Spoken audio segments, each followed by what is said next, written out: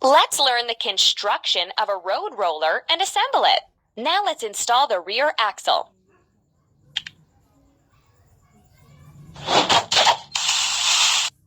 The rear axle of the road roller is a drive axle. This means that the engine is spinning the rear wheels to drive the roller forward. And now we need to install the rear half frame of the road roller. The rear half frame is the base of the roller. All other parts are installed on it. At first, let's install the front frame.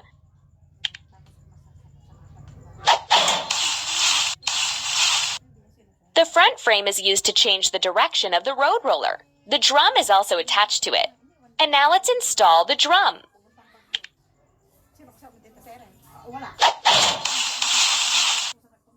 The drum compacts asphalt or soil with its own weight. Let's install an engine and a battery.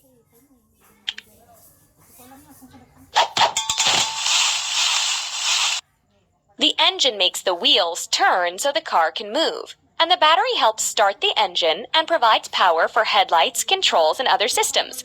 Now let's install a fuel tank.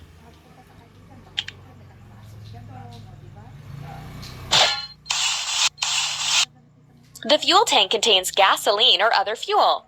These are the controls of a car. They include a steering wheel, pedals, a gearbox, and a dashboard. Let's install them.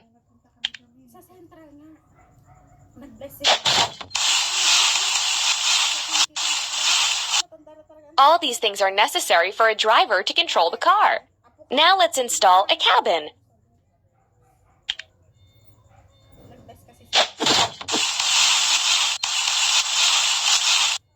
The cabin is a separate part of a car. The car's driver sits in the cabin. Install headlights and emergency lighting.